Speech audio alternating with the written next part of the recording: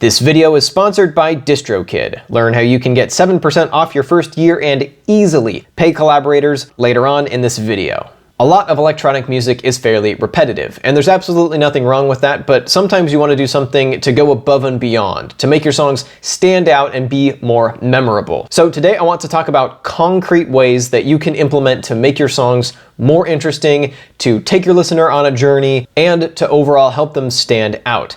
I'm going to be dividing this video up into kind of three categories that I've already alluded to. So there's taking your listener on a journey, there's making your song more memorable, and then there's adding ear candy. And I'm defining ear candy as little moments that break up repetition or provide something interesting to grab the listener's ear momentarily. And if you throw a bunch of these in, they can accumulate to help make a song more interesting. I'm going to be using my own music for examples, but I'm definitely not trying to claim that I have the most interesting music ever. I just like not getting copyright claimed. Starting off with taking your listener on a journey, there are a bunch of things you can do here. Once you've got a basic 8-bar section, you can kind of extend that out just by itself, but let's try to go beyond that a bit. The most obvious way to expand a song with only one melody is to make another one, or possibly add some new chords that'll reharmonize the existing melody. This, of course, can take a lot of forms. You can have a song that basically hops from one melody to the next kind of linearly over time, or you could follow the classic kind of verse chorus or verse build drop structure where two melodies kind of coexist in a similar vibe. The test you're trying to pass here is essentially, if you were to strip everything down to just say a piano or just saw waves, would these different melodic sections be able to carry themselves? Obviously, this ignores the importance of sound design and kind of bass-focused genres, but that's at least a decent way to think about it if you're trying to write multiple melodic sections to keep a song interesting and take your listener on a journey. And these can even be quite different as long as you transition between sections well. Most, like dubstep and electro house and whatnot, is basically just two separate melodies just kind of mashed together. I'll play a couple of audio examples a bit, but I want to couple this with a couple other suggestions. In addition to doing a melodic switch up, you might want to try a tempo change or possibly even a genre change in the middle of your song. Note that if you're trying to make stuff for the dance floor, DJs are less likely to play stuff with complete genre or tempo shifts, but if you're just trying to make something that's fun to listen to on its own, I would say have at it. It can be a really fun and a really easy way to add interest to a song and kind of go above and beyond the listener's expectations. So here are a few audio examples of me changing genres, changing tempos, and changing melodic sections kind of all at once.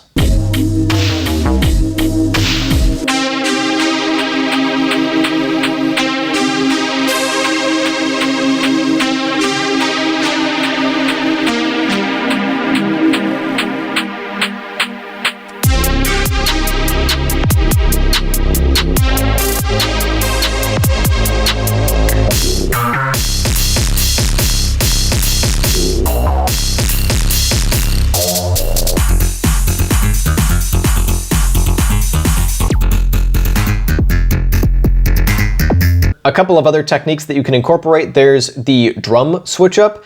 Drums are really, really important for controlling the dynamics of a song. So if you start a song off, say with some kind of lo-fi, dinky drums, and then halfway through switch to much more punchy drums, that can help bring your song from this energy level to this energy level and kind of recontextualize an idea.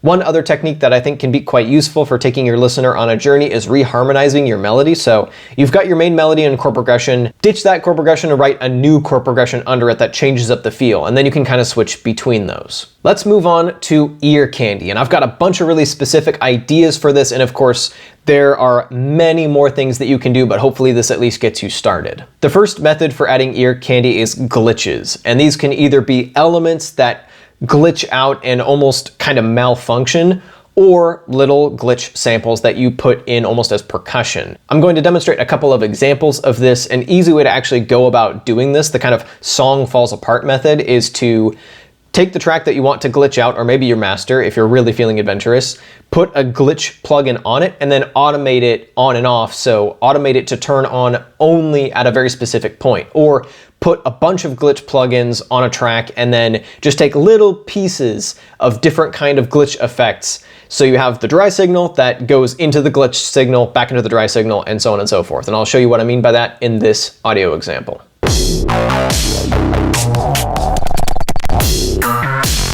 And here are some examples of glitch percussion.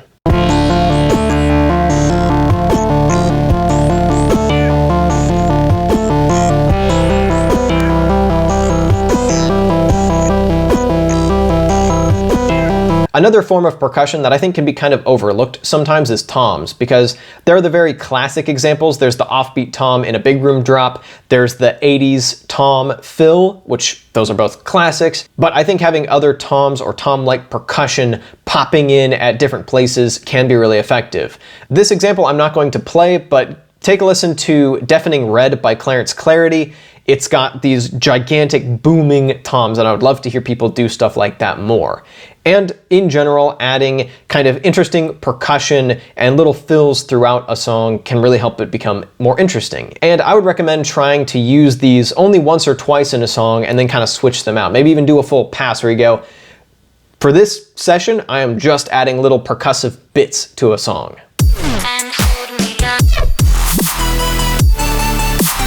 Another way to add ear candy that's been quite popular in bass music lately, especially with folks like Eliminate, is reverb swells that cut off quite abruptly. So here's an example of what that sounds like if you're not familiar with what I'm talking about. Another form of the reverb swell is the classic vocal or synth swell, where basically you take a tiny piece of the beginning of your vocal or synth lead, soak it in reverb, render that out, and then reverse it, and that will lead you into that element quite nicely. Once again, that can add some audio interest and also serve as an effective technique to transition between musical sections. We said goodbye. And there's evolving sounds, and there are a few forms that this can take. There's basic stuff like a filter cutoff or just a high cut filter automated over time to bring the high end and subsequently the energy level of an element up over time. You can automate other parameters of, say, a synth patch as well to have it slowly change in nature over time. And one technique that can be really fun is pitch or formant automation. Pitch automation can come very quickly in the form of like a tape stop type effect.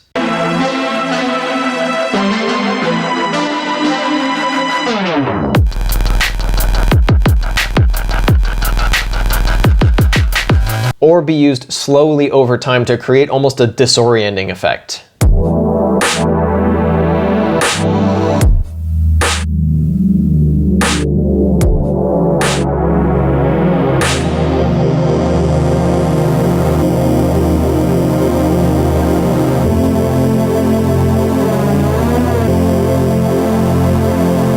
And of course, there's the classic riser.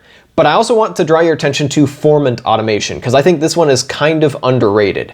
Formant is essentially what gives something its tone. So it's why, like, me singing an A note will sound different from, say, my mom singing an A note, from my dad singing an A note. We all have different tonalities to our voices, and so even if we sing the same pitch, it's got a different tone character to it. This characteristic is called formant, and you can change this without changing the pitch of the element. And I've had a lot of fun using this on vocals. So the vocal seemingly changes in pitch, you can chipmunk it out or give it that deep chopped and screwed effect without actually changing the pitch. And so here's an example of that on a song that me and my friend and comedian Adler Davidson put together.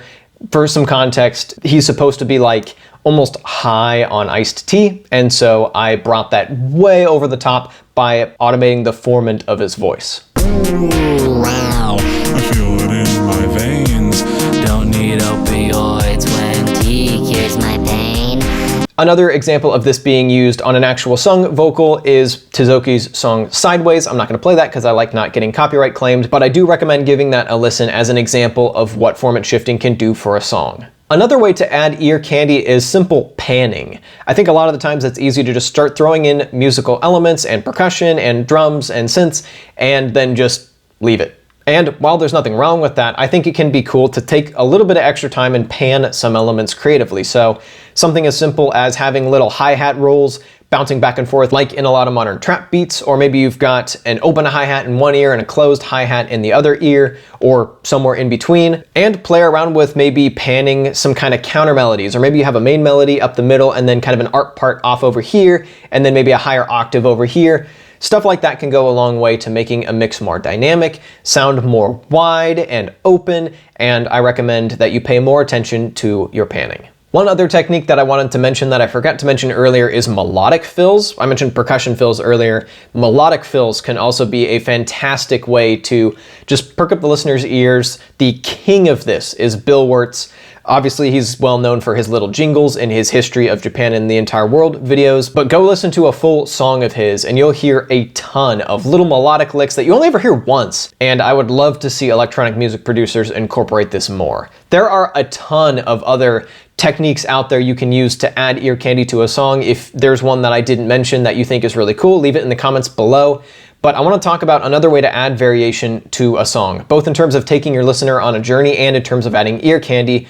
Collaborating with someone else. Someone who isn't you is going to bring an entirely different perspective to a song and a fresh set of ears, and so they'll hear opportunities for beat switch ups, they'll hear opportunities to add cool little moments and to kind of take what you've done and tweak it, or vice versa. So I've often ended up with much more eclectic, interesting, or detailed songs when working with someone else. We can bounce this stuff off of each other. And if you'd like to actually sell that music that you made with the other person, you should look into using today's sponsor, DistroKid. They recently rolled out the cleanest, simplest, easiest way to make sure that you and your collaborator, or you and your multiple collaborators, get paid with the agreed upon split. If you distribute your music to iTunes, Spotify, Apple Music, and all those places using DistroKid, you can set the percentage splits. You can add as many collaborators as you want. All they have to do is sign up for a DistroKid membership for just $10.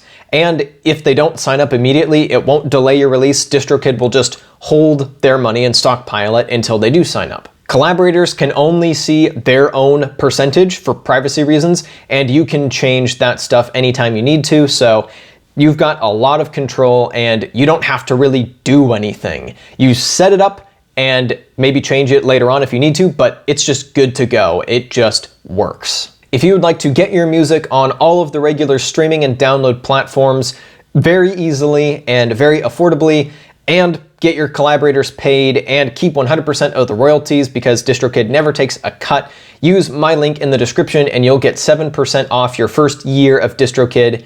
Thank you so much to them for sponsoring this video and for being really cool to work with in general. They are one of the chillest sponsors I've ever worked with. They've been really fantastic, so thank you so much to them once again, and let's jump into the final aspect of making your music more interesting, which is creating memorability. Obviously, the easiest way to make your song memorable is to have a catchy melody or some really unique element that really stands out, but I want to talk about a few other things you can do to make your song more memorable. First of all, bring in a non-melodic sample or do something similar to give your song an overall theme. So maybe you bring in some kind of ambience. Like I like to go for a futuristic vibe often, so maybe I'll bring in the sound of like a train or a bustling city or something like that. Or maybe you could sample something from a YouTube video or an old movie that basically brings a cohesive theme to your song. Kind of a silly example is I sampled a bit from The Technical Difficulties, one of my favorite kind of podcast show things here on YouTube, run by Tom Scott and his friends. I chopped out a bit from an episode and then used it to not only be the lead up to the drop, but the title of the song. And I think it adds a lot to creating a whole vibe around the song beyond it being just a basic electro house track. Join me in my balloon to the moon. You could also do this with a longer vocal snippet in a breakdown. Once again, that gives your song a cohesive theme. He is a living weapon, half man, half machine. His human intelligence and mechanical agility strike fear into the hearts of his enemies. The Cyborg Warrior. And lately, I've been playing around with text-to-speech. So here's a part from an intro of an unreleased song. Next stop, Skyscraper District Station, at the intersection of the 80s, the present, and the future. Welcome to the Neon City. So giving your song a cohesive theme can be a way to make it really memorable. Another way to make it stand out is to combine genres or genre elements. And this doesn't have to be something super overt, like you're going out of your way to do this crazy thing. It could be really natural sounding, but it can give something a really unique character. So for example, a while back, I combined a trap beat with a kind of synthwave synth palette. I've also combined synthwave and metal in the past.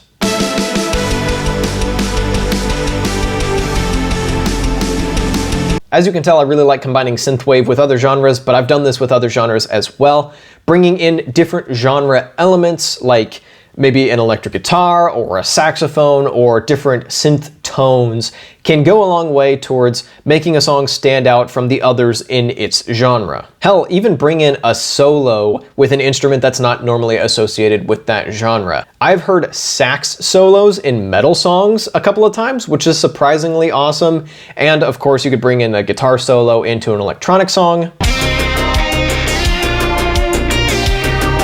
And the coolest thing about combining genres is that no two people are going to do it the same way. Different people kind of experience genres of music in different ways, and so they're going to cherry pick different elements to bring together. One more thing I want to talk about for making stuff more memorable is to go for some more out there musical elements like an unusual time signature or unusual timings or even unusual scales, and even if you're feeling really adventurous, micro tuning. I'm not going to get into that here because it's not something I've really experimented with, but I have heard it done to great effect. Adam Neely has some videos on that that are worth checking out. But I will talk quickly about stuff like unusual time signatures and tuplets. Play around with 7/4 or 7/8 or 5/4. It might not be all that danceable, but it certainly is interesting.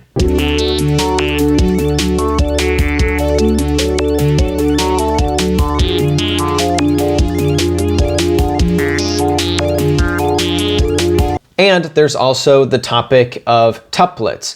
A lot of you are probably familiar with the J Dilla drunken drummer sound. That's one way to get that sound, where you divide the grid into 5 and then line stuff up to that, which sounds like this.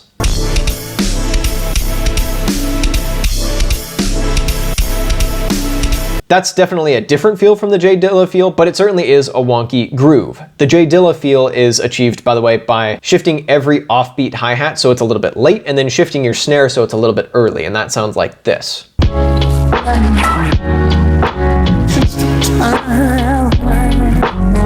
If you haven't spent time playing around in timing other than super straight ahead 4/4, I would recommend it. It can be a lot of fun and very inspiring.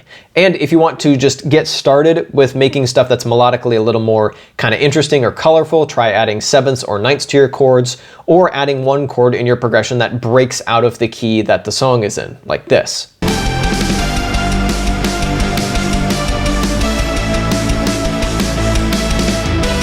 And of course, there are a ton of other techniques that you can use, but these are just a few that I wanted to introduce you to and give you examples of. So thank you so much for watching. And once again, thank you so much to DistroKid for sponsoring this video. Be sure to hit up the link in the description, and I'll be back with a new video in a little bit.